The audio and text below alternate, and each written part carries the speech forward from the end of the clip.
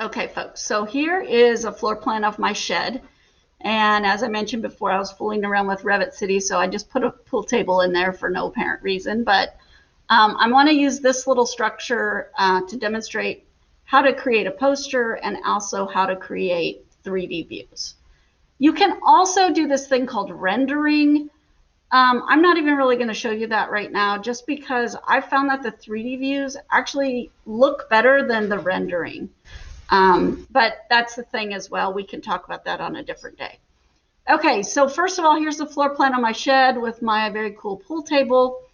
And what I can do is, in order to take some snapshots of what this looks like, I can play around with this camera feature. So that's under the View tab. Under 3D View, I can click Camera. And what I can do is I can place the camera at a different angles, look and show sort of the direction of the view shot. So if I click my camera, let's say here, and I stretch it out to here, it should give me a view of the room with the pool table. Now you're looking and you're like, that's kind of weird looking. Well, what you can do is you can change your view to fine and realistic.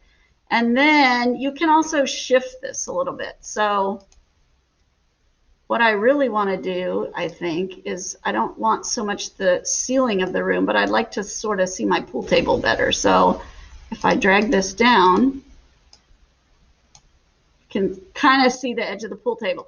Now, is this really a great view?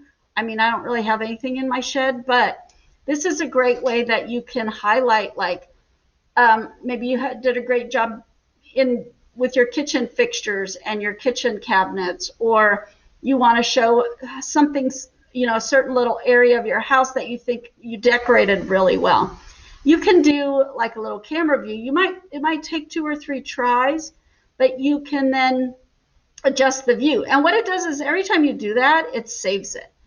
And likewise, you can also do, go back to your floor plan, and you could just do a 3D view of your house.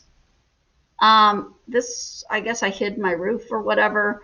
And you could, I think I did this here with the roof on it at some point. If I scroll back through all my 3D views, there's some, oops, but there's some that show different views. And you can certainly play with that. I'm showing you this instead of rendering, because I think it gives you a better view than rendering, but that's something else we could do as well. Okay, so once you have all those little views, that's just something else you can put on your poster. So to create a poster, you're just going to right click and do New Sheet. Now what you need to do is probably load families, because it probably won't come up for you, but I just did this yesterday afternoon. So now the D size sheet is what we want. D like dog. It's the 22 by 34. So A is a regular 8.5 by 11 piece of paper, just a regular size sheet of paper.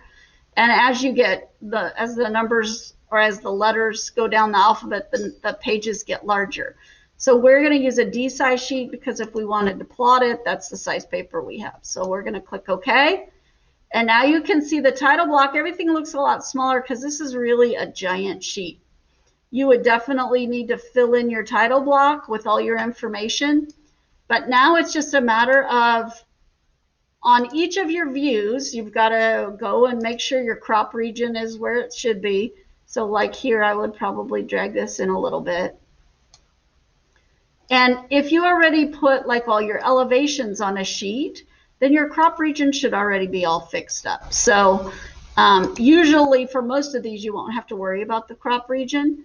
What you will want to do is probably play around with it, and you might have to adjust the scale. But then, for instance, if I go back to my sheet, I can go grab the floor plan and drag over, and okay, so it doesn't want to let me do that. Do I do duplicate view? I want to do duplicate view. Duplicate. So this is a copy of my floor plan now. So once I've put my floor plan on my sheet, I forgot about this little twist. Once I put it on a different sheet, it doesn't want it to be on the poster as well. So you've got to right click on it and do a duplicate view. And then I'm going to go back to my sheet. Now I'm just grabbing that duplicate view. And this is probably, because this is my shed, it's teeny tiny. But you need to place this, I think on mine, the elevations are half the scale of my floor plan because I wanted the floor plan to be bigger. And then you can play around with your different 3D views to make it the way you want it to be. The other thing you can do is you can also render. Let me just show you that real quick since we're here. So basically you're just going to put all your views and schedules and everything over to the sheet. And that's how you make your poster. Poster's pretty simple. Let's say we want to render a view. So let's go to view, 3D view. That's kind of a horrible view, I know. What I could do is I could hide in view. Hide in view this. I'm not sure why it's showing up on this view anyway. So hide in view elements. And that stuff goes away. I think I must have hid my roof at some point. Yep. So let me bring back my roof. Okay, and then turn that off. Okay, so I'm not loving that my little Volkswagen and my random tree are here either. So I'm going to hide those two. Okay. Here we go. All right, so now I've got this view. What I can do is I can just make a 3D view out of this, or I can render, which frankly, the clarity right now is so good. Do I really need to render? I don't know. But let me just show you how to do it. So I can click render, and there's like all of these different settings with light and things you could do. I'm going to make it not necessarily best quality, but let's do like high quality.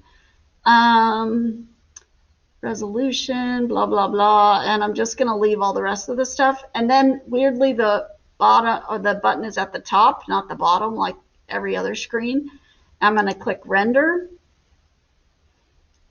And what this is doing is it's generating like a little drawing of my house. It's supposed to look more realistic. And you can see it's got shadow. And so there's some other stuff in there.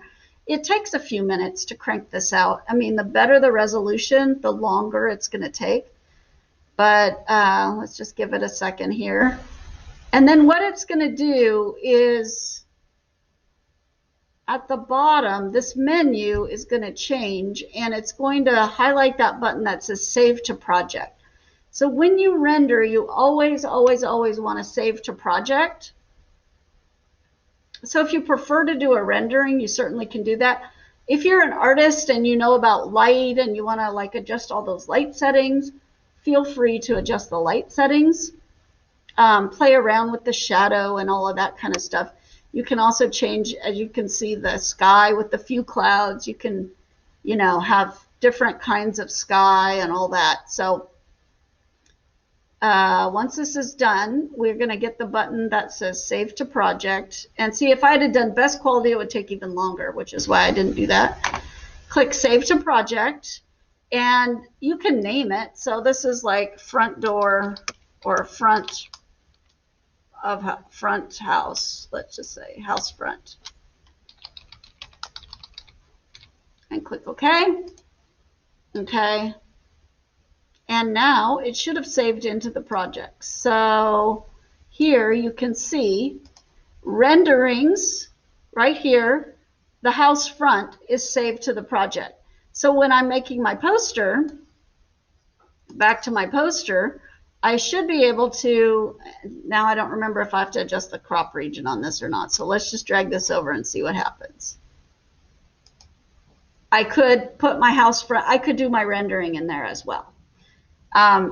Rendering takes more time than a 3D view. It's maybe better for the exterior views, whereas the interior views can be 3D views. But I need you to pick at least two. You can do more than two if you want. but that's how I want you to create your 3D views. You can render if you'd like, and create your poster.